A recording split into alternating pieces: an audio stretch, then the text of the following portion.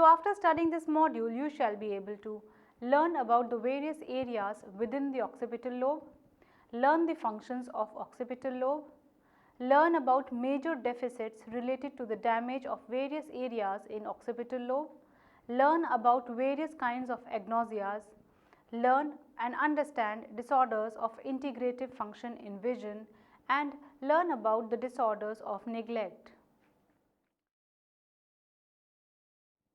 At the extreme posterior part of the cerebral cortex, there is a small region called the occipital cortex. It is the smallest lobe or area of the cortex which occupies only 12% of the total surface of the brain. Damage to this area produces blindness, which may be partial or total depending on the extent of damage. The occipital cortex may be divided into primary, secondary and the associative areas. Brodmann area 17 is the primary visual cortex, area 18 is the secondary, and the rest of the occipital cortex is associative. The primary visual area is connected to the lateral geniculate nucleus or LGN of the hypothalamus, from where the visual information is projected onto it. It provides the basic sensory experience of the visual sensation. The visual information is instantly transferred to the secondary area, where the interpretation of the given sensation takes place. The message is then relayed to the associative areas. There is elaborate projection of information to this area from other lobes of the brain, especially the parietal and the temporal cortices. The visual-spatial perception and the integration of the auditory and the visual information is thus possible due to the function of the associative areas of the occipital cortex. The perception of the vision becomes highly cognitive due to the integrative mechanisms of the associative areas. The primary visual cortex, that is the Brodmann area 17, is known as the V1 or the visual one. It is located within the calcarine sulcus. It is also called the striate cortex because of the presence of stripes of myelin sheath when viewed under the microscope. Another name for that is the stria of Jenneri. Areas outside the V1 are known as the extrastriated regions. They are specialized to interpret input related to motion perception, perception of static objects, color perception, complex pattern recognition and visual-spatial information. Let us now understand the areas of the occipital lobe. Brodmann area 17 by V1 by primary visual cortex is located on the post-posterior end of the occipital cortex. It seems to have developed first in the evolutionary cycle of the development of the occipital cortex. The primary visual cortex may be further divided into 6 distinct layers of cells. This constitutes a thick mass of grey matter in the cortical region. The fourth layer receives information from the lateral geniculate nucleus of the thalamus. Various segments of the fourth layer receive input from the magnocellular segment of the LGN and the parvocellular pathways. There is a precise topographical representation of the space on the V1 of the visual cortex via cells on the retina. So, it is also known as the retinotropic mapping of the visual cortex onto the primary visual cortex. It was essential to have developed for the accurate spatial perception and location. A total map of the spatial information outside gets depicted on the visual cortex area V1. If an imaginary central line is drawn in the visual field, it may be mentioned that the lower half of the spatial world outside is represented on the upper back of the calcarine fissures, whereas the upper half of the visual field is focused onto the lower back of the calcarine fissure. Mapping of the outside world onto the visual cortex also includes the blind spot and the fovea. The blind spot is a small region which does not allow any visual sensation to take place. It is found in all primates. The importance and the evolution of that is still not well understood. The fovea is considered to be the point of the clearest vision. It is located at the central line of the vision. It is described as the center of cortical magnification since a large part of the spatial world is mapped onto this small region. However, it is a very thick mass of cells which can process large amounts of visual information. The neurons of the primary visual cortex or area V1 get instantly activated to discriminate sharply between features of a complex visual input as soon as the stimulation reaches here. This activation remains for about 40 milliseconds. Small variations in colors, spatial orientations and visual localizations can be responded to or perceived by these cells. Such cells also possess the property of supporting ocular dominance, which is a special feature of all organisms having binocular vision. The ocular dominance refers to the domination of one eye over the other for processing visual information. Such cells also possess the property of supporting ocular dominance, which is a special feature of all organisms having binocular vision. The ocular dominance refers to the domination of one eye over the other for processing of visual information. Such dominance is maintained at the level of individual neurons in the primary occipital cortex. Another special feature of the V1 cells is that those having similar properties such as responding to the left eye, etc., get together to organize themselves in the cognitive columns. They facilitate the task of differential perception of directions, locations and orientations in the spatial world. They can also analyze the temporal aspects of the stimuli and thus contribute to the perception of movement of the visual stimuli. Analysis of speed of movement is also a part of this perception. An integration of temporal aspects with the perception of space is crucial to this perception. After about 100 milliseconds, the neurons of the V1 area become attuned to the global perspectives of a visual pattern also. It happens due to the activation of the higher cortical areas and the projections from the pyramidal neurons. The diagram highlights these areas. The feed forward as well as the feedback systems are operative with these neurons. The feedback systems exercise modular effects. It suggests that the feedback coming from the higher cortical areas of the occipital cortex modify the responses of the V1 neurons. The modification takes place with the integration of the contextual fields into perception.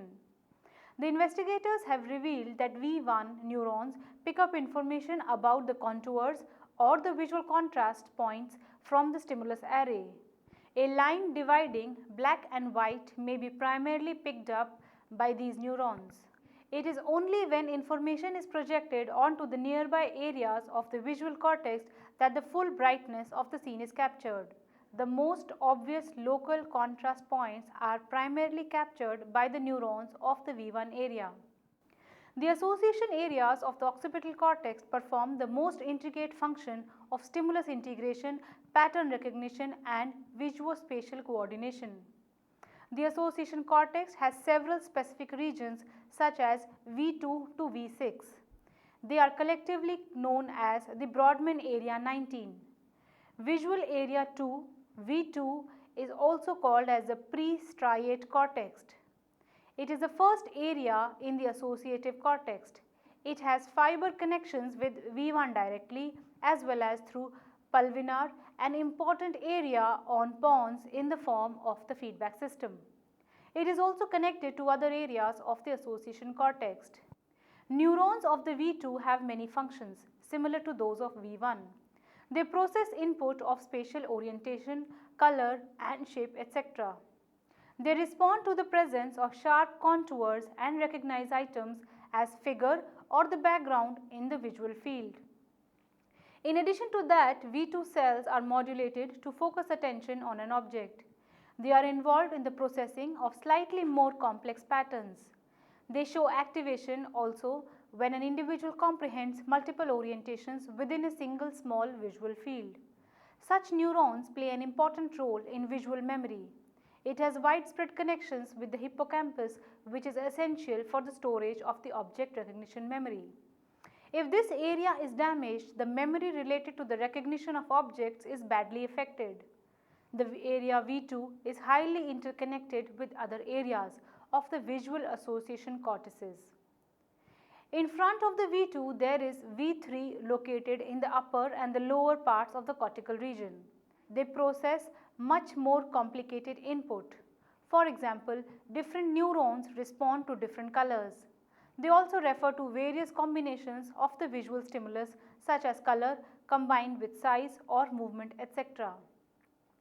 Area V3 has been associated with the processing of objects in motion. Such areas have representation of the whole visual field in a topographical manner. Thus, perception of the movement of large objects as a whole is provided by these areas. They receive projection from the parietal and the temporal cortices and are involved with the task of integration of information of all of these three lobes. Area V4 is located and is the largest area in the associative cortex. Its location is anterior to V2 and posterior to an area called the posterior inferior temporal area. Like other regions, it is also highly connected with other major regions of the associative cortex. The major function of this area is to modulate the function of attention. The tasks related to selective attention cause strong neuronal firing in this area. Area V4 contains all the properties of V1, V2 and V3. Additionally, it is attuned for more complex pattern recognition such as that of geometric shapes. Besides that, this area plays a significant role in the recognition of various colors and forms or shapes. It recognizes the salient features of a stimulus array and is especially attuned to receive messages from the straight line of vision. The spatial features of this area indicate changes according to selectivity of task to be performed. The cells of the area V4 show plasticity, that is, they adapt to the changing situations in the visual field. Area V5 has synaptic connections with some cortical as well as subcortical regions of the brain. It receives input from other visual areas of the association cortex, lateral geniculate nucleus of hypothalamus and the pulvinar region of the brain. The V5 controls movement perception in a global manner. The local motion is integrated with the overall movement present in the visual scene. The area also controls eye movements. It has also been demonstrated that the cells in the V5 respond to the input according to the direction from which it is projecting onto it. The projections of this area also reach the frontal eye field of the frontal cortex and the lateral intraparietal area of the parietal cortex. This area receives information directly from V1 and also from other associative areas. Area V5 is also known as the middle temporal area or MT. It integrates information between occipital and the temporal cortex. Several electrophysiological studies have been carried out to study the functions of MT. A large number of functions related to the perception of movement, coordination of eye movements with the moving stimuli, perception of temporal aspects, that is, the speed of moving objects, etc., are similar to those of V1, but they are carried out at a more complex level here. The MT area is also attuned to the vertical or the horizontal plane of the moving stimuli. Specific stimulation of certain neurons in a monkey has been found to produce upward or downward movement as revealed by the electrophysiological studies. Such neurons respond to the direction of the movement as well.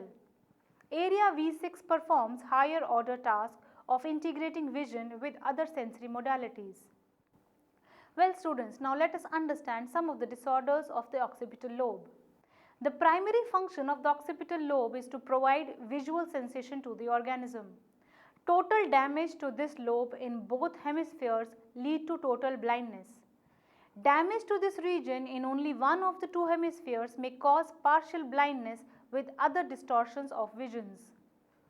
Lesions in the occipital cortex may produce illusions and other distorted perceptions such as the objects looking smaller or larger than what they are, objects having abnormal hues or objects totally devoid of color while they actually may be quite colorful. The lesions may also produce hallucinations, that is, seeing objects without the presence of any visual stimuli in the environment. Lesions in the associative areas are more critical. For example, lesions in the temporal, parietal, occipital areas may cause impairments in writing as well as comprehending words. The latter is known as the word blindness. Let us now understand apperceptive and associative agnosia. Not being able to recognize objects at all, or to get confused with objects seen in a different light, color or orientation is called as agnosia. Agnosia literally means absence of knowing, and it can happen with any sensory experience. Agnosia is a failure to recognize objects in their totality. Perception of a visual object, for example a rose, involves integration of its shape, color, texture and smell. A person with agnosia will recognize each of these features independently but will not be able to integrate them all to have the perception of a rose. If these sensations are independently added to the experiences, they may be integrated. If he is simultaneously asked to smell the flower, touch it and look at it from different angles, he may be able to recognize the flower. Thus, integration within the visual modality may be lacking even though a cognitive addition could be done. Such agnosias are always modality specific. Apperceptive or associative visual agnosias can be differentiated on several criteria. In apperceptive agnosia, the patient cannot synthesize the information coming from various aspects of the scene such as shape, lines, colors and size into the global picture of the percept. Their perception is in small units. They may name various bits of the percept but may not be able to see it as a whole. On the other hand, patients suffering from associative agnosia find it difficult to assign a meaning to the visual image that they perceive at the moment. Such patients are able to synthesize information of the visual percept coming from its various attributes.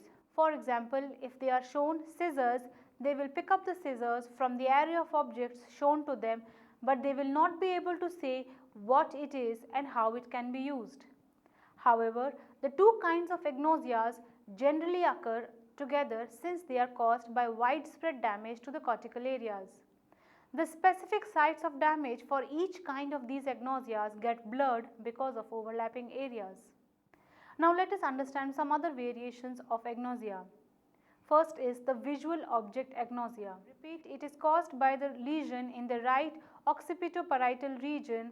Visual object agnosia involves the loss of recognition and comprehension of the meaning of an object even though the perception of the object may be intact. At times, lesions in the left hemisphere are also present. Several tests have been devised to screen out such agnosias.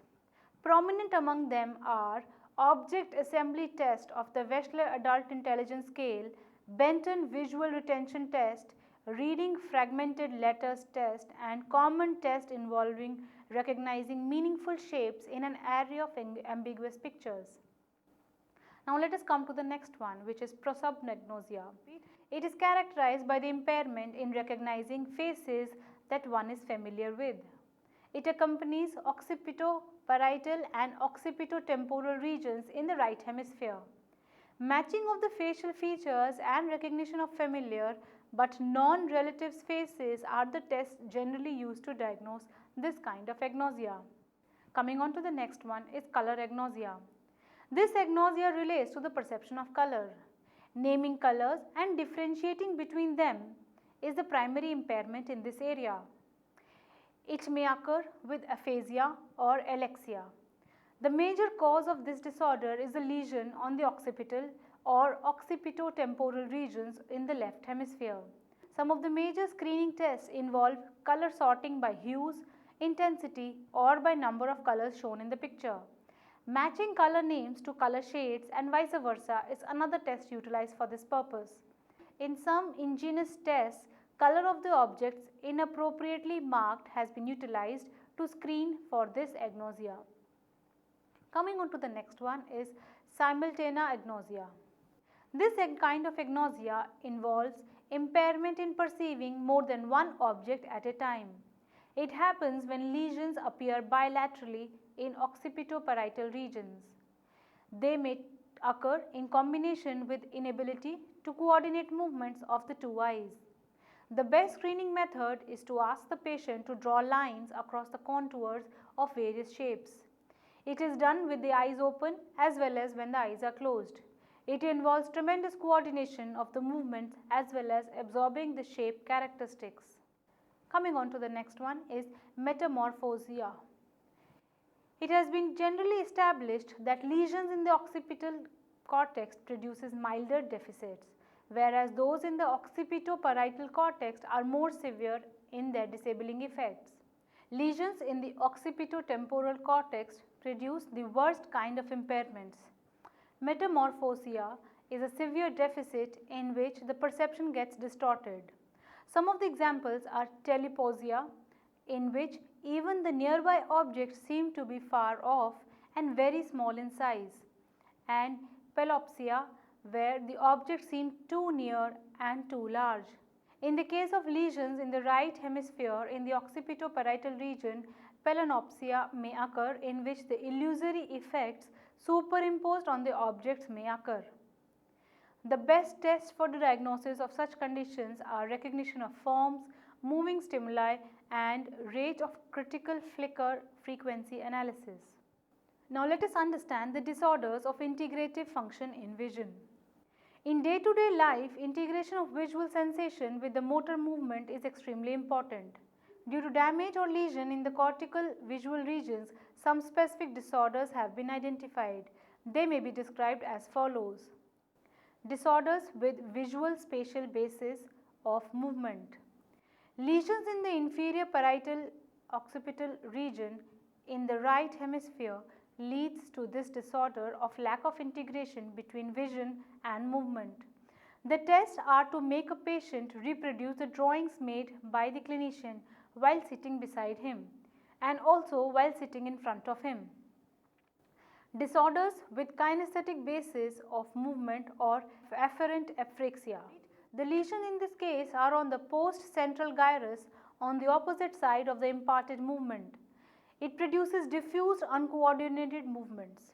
In order to test this, the blindfolded patient is asked to place his hand on one position and then place the other hand at the same place in the same orientation. He may be also asked to reproduce the position of the hand as made by the clinician.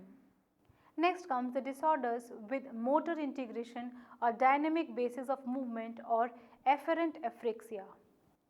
Inability to continue a kind of movement and repeating the same movements again and again are the symptoms of this disorder. They occur due to the damage of the premotor area of the left brain. Specific tests developed for the purpose involves drawing of different designs, alternate patterns of tapping to be replaced, ring fist test, and other requiring coordination of both hands. Next comes word fluency. Speaking or writing words fluently is an example of sensory motor coordination. The ability of motor behavior as well as of producing language resides in the frontal cortices. Thus, it is called a disorder of the frontal lobe. The test to diagnose it involves speaking or writing as many words as one can, starting with a particular given letter for which a particular time limit is allowed. Severe memory deficits. Memory deficits related to visual images is a disorder common with memory of other sensory modality images. It is associated with the damage of the temporal cortices and the areas on the hippocampus. To diagnose the problem of several memory tests are used. For example, paired associate memory test, memory of hidden objects, reproduction of stories, and the recall tests involving retroactive inhibition tasks. Now let us understand what do we mean by disorders of neglect. This disorder is known as unilateral neglect, hemi-neglect, contralesional neglect, hemispatial agnosia, visual-spatial agnosia, or hemispatial neglect also. In this disorder, the limbs on one side of the body, commonly on the left side, hang as if they have no life. On close neurological examination, they seem to experience pain and can be moved by the patient, showing that their sensory and motor system are functioning normally. But the patient is not consciously aware of their presence. Some kind of brain damage is to be expected. The research indicates that the damage to the right parieto-occipital or inferior parietal area is the site of this damage. Well students, now let us summarize is that the occipital lobe encompasses the posterior portion of the human cerebral cortex and is primarily responsible for vision. Primarily visual area, Brodmann area 17 or V1 is involved with the processing of visual information, its spatial characteristics and pattern recognition. There are 6 visual areas on the occipital cortex. Occipital lobe lesions cause seizures which include symptoms like visual hallucinations, visual field defects, homonymous field defects, palinopsia and sensation of eye movements, eye pain, involuntary eye movement, nystagmus, eye jerking and eyelid fluttering. Disorders of lesions in area 17 include homonymous hemianopsia of contralateral visual field, ablospias, central scotomas and muscular sparing.